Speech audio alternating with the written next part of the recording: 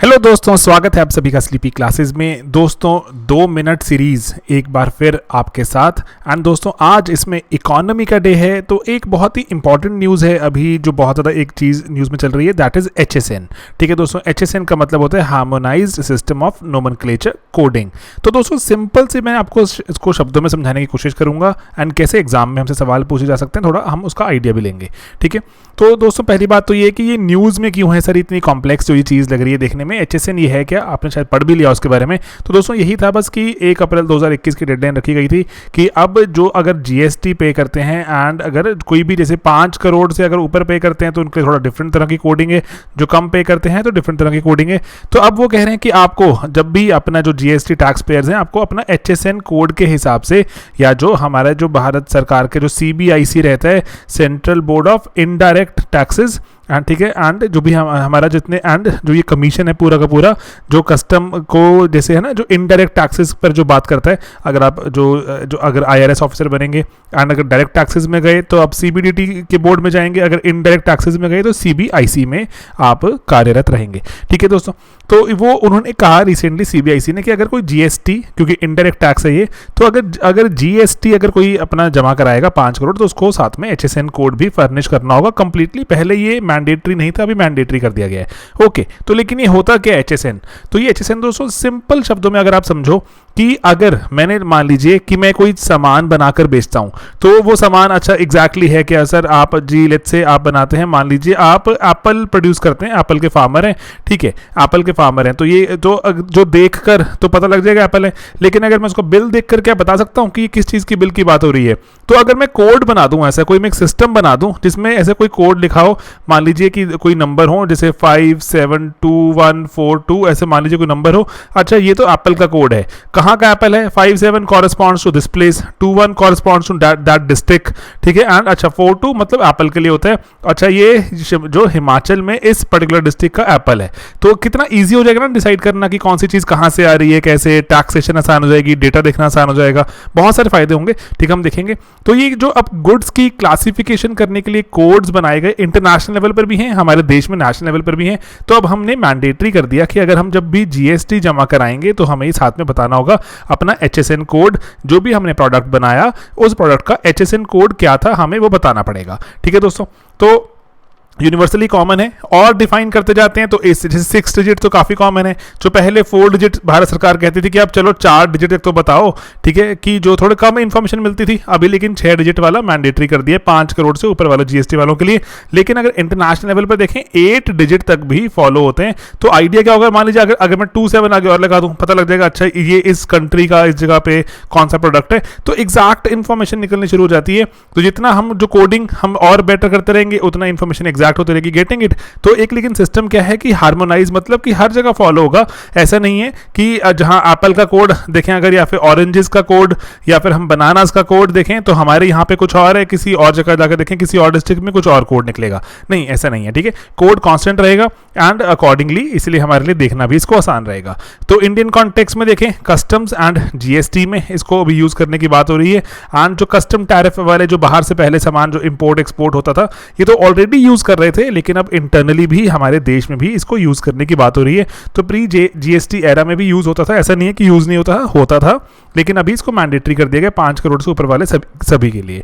Okay, तो फायदा क्या होगा, है ना? हमसे एग्जाम में सवाल पूछ सकते हैं, इसका फायदा क्या होगा कि देखो टैक्स ऑफिसर्स को हेल्प करेगा कि डेटा के एनालिटिक्स देखने में कि कौन सी चीज ज्यादा आती है एंड किस पे कितना टैक्स कलेक्ट होता है ना। तो अकॉर्डिंगली उसको किसको पॉलिसी कैसे बनाएं, किसको प्रोत्साहन दें, ट्रेनिंग करनी आसान होगी ऑफिसर्स की। एंड अगर फेक इनवॉइसेज आते हैं कि अच्छा इस पर्टिकुलर चीज के बहुत फेक इनवॉइसेज आते हैं, इसको पकड़ना आसान होगा। अगर कोई टैक्स क्रेडिट का क्लेम कर रहा है एंड लग नहीं रहा कि इसमें बनता है, तो वो ढूंढना आसान होगा, है ना, इरेगुलरिटीज। देन उसके बाद जो अगर देखें जो ट्रेड प्रोसीजर्स हैं और बहुत सारा जो डेटा रहता है हमारा इंटरनेशनल, जो अगर हमें ट्रेड करना है तो वो भी करना आसान हो जाएगा, उसकी कॉस्ट भी रिड्यूस होगी, ईज ऑफ डूइंग बिजनेस बढ़ेगा। ठीक है, एंड अदरवाइज अगर और इंपॉर्टेंट यूजेस अगर आपको देख सकते हैं, सरकार को अगर जो सरकार को या इंटरनेशनल ऑर्गेनाइजेशन किसी कंपनी को सेक्टर को अगर जो डेटा चाहिए कि क्या टैक्सेस लगते हैं, ट्रेड पॉलिसीज, है ना, और जो कैसे जो बहुत सारे गुड्स को कंट्रोल किया जाता है कि इनका जो हमने इंपोर्ट पर बैन लगा दिया, एक्सपोर्ट पर बैन लगा दिया, है ना, रूल्स ऑफ ओरिजिन,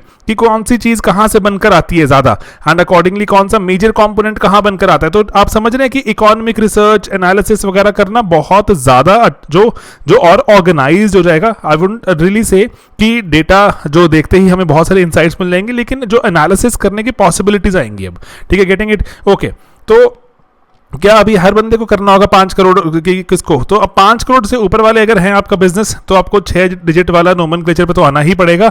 उससे कम वाले जो हैं अभी 4 डिजिट वाले से भी काम चला सकते हैं, ठीक है। तो 5 करोड़ से ऊपर वालों के लिए मैंडेटरी कर दिया गया 6 डिजिट कोड, ओके, ठीक है। तो दुनिया के लेवल पर देखें अगर, तो दुनिया के लेवल में भी बहुत सारा ट्रेड हो रहा है एंड बहुत सारी कंट्रीज आपस में जो गुड्स बेचती हैं। तो वर्ल्ड कस्टम्स ऑर्गेनाइजेशन, ठीक है, WCO, ये भी एक पूरा का पूरा जिसने हार्मोनाइज्ड एक सिस्टम बनाया हुआ। जैसे अगर हम अपने कंट्री में देखें तो हमारे देश में जो ट्रेड हो रहा है, CBIC ने जैसे अभी जो गाइडलाइंस जो इशू करी, उनके हिसाब से जो कोड्स रहेंगे वो फॉलो करने होंगे।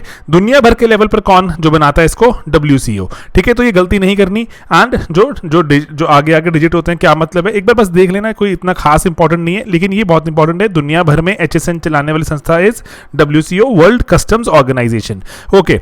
5000 के आसपास कमोडिटीज की कोडिंग हो चुकी है, 6 डिजिट कोड ऑलरेडी बहुत सारी चीज़ों के एग्जिस्ट करते हैं, काफ़ी वेल डिफाइंड है ये, एंड क्लासिफिकेशन दुनिया भर में यूनिफॉर्म रहती है। उसके बाद बहुत सारी कंट्रीज इसको यूज़ करती हैं, एंड अकॉर्डिंगली दुनिया भर में जो बहुत सारा जो ट्रेड होता है, अप्रॉक्सीमेटली 98% मर्चेंडाइज, मतलब कि जो गुड्स में, नॉट सर्विसेज, गुड्स में ये क्लासिफिकेशन 98% ऑफ मर्चेंडाइज में फॉलो होती है।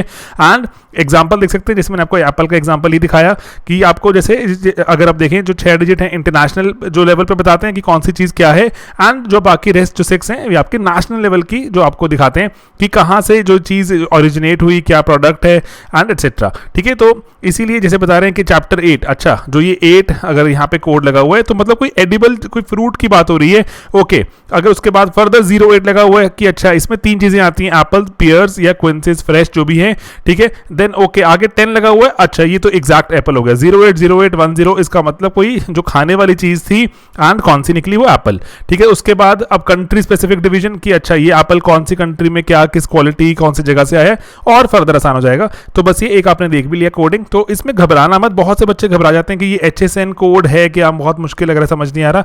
तो कुछ इंपॉर्टेंट बातें इसके हमने देखा कि इंटरनेशनल लेवल पर ये कौन सा जो संस्था बनाती है, एंड जो एग्जाम के पर्सपेक्टिव से इंपॉर्टेंट है यूजेस, ठीक है दोस्तों। तो बस ये 2 चीजें थोड़ा दिमाग में रखना, एंड लेट्स सी कि एग्जाम में क्वेश्चन सॉल्व हो जाए हमारा शायद, ठीक है दोस्तों। बाकी पढ़ाई करते रहिए। अभी जो पढ़ाई का जो अगर जो थोड़ा लग रहा है कि दिक्कत आ रही है, कंसंट्रेशन एटसेट्रा, तो उस पर भी बहुत सारे वीडियोस बनाने की कोशिश कर रहे हैं कि आपका जो ध्यान बिल्कुल पढ़ाई पर लगे, वो फोकस को मत अपनी जो डायग्रेस होने दीजिए। एंड बाकी हमारे कुछ और कोर्सेज भी रहते हैं बहुत ही, जैसे हमारे जितने भी दोस्तों कोर्सेज हैं वो सारे लो कॉस्ट हैं, या फिर एक्सटेंसिवली यूट्यूब पर अगर आप देखें हैं तो अब वो नो कॉस्ट हैं, ठीक है। तो इसीलिए जैसे प्रीक्योर, जिसमें हम, वैसे इसका नाम प्रीक्योर है, लेकिन ये एक्सटेंसिवली हम करंट अफेयर्स के लिए इसमें हर रोज एक हम सब्जेक्ट के हिसाब से आपको पूरे हफ्ते भर का उसको सब्जेक्ट की आपको पूरे कंप्लीट करंट अफेयर्स कवर करते हैं। जैसे लेट्स से आज थर्सडे है, थर्सडे में जैसे आज हम कवर करेंगे, थर्सडे को हम पूरा इकोनॉमी कवर करेंगे, जो लास्ट 7 डेज में क्या क्या रहा इकोनॉमी में हम कवर करेंगे, ठीक है। उसके बाद नेक्स्ट वीक फिर से थर्सडे आएगा, फिर इको का डे आएगा, फिर 7 डेज बीत चुके होंगे, हम फिर से 7 डेज कवर कर लेंगे। ऐसे अब हर रोज एक सब्जेक्ट वाइज कवर करते जा रहे हैं, आप हर सब्जेक्ट के साथ टच में रहते हैं, एंड अकॉर्डिंगली आप हर सब्जेक्ट में ही महारत हासिल करते जा रहे हैं। तो 14 मंथ्स का ये जो प्रोग्राम है, तो ये 14 मंथ्स का आपको 500 पर मंथ के हिसाब से 7000 का ये आपका पूरा ये जो कोर्स है, ठीक है दोस्तों। एंड देन जो प्रीलिम्स का क्रैश कोर्स अगर आप प्री देने वाले हैं, टेस्ट सीरीज, अगर आपका मेंस भी कुछ लिखने का अगर मन है तो उसका भी आपका एक आंसर राइटिंग का मॉड्यूल चल रहा है, ठीक है दोस्तों। तो बस पढ़ाई लिखाई एक्सेट्रा तो बहुत सारी चल रही है, पढ़ते रहें आप भी, मेहनत करते रहें आप भी, हम भी यहाँ पे कोशिश कर रहे हैं साथ साथ मेहनत करें। ऑलराइट दोस्तों, बाकी आप अगर कोई पर्टिकुलर टॉपिक पर चाहते हैं वीडियो बनाया जाए जो 2 मिनट में शामिल किया जाए तो प्लीज़ मोस्ट वेलकम, आप कमेंट्स में बताइए मुझे, ठीक है। टॉपिक का बस आप नाम बताइएगा, आई विल जो go ahead and I will make a video on it, ठीक है दोस्तों। चलिए मिलते हैं अपने अगले वीडियोस में बहुत ही जल्द। बाय बाय दोस्तों, टेक केयर।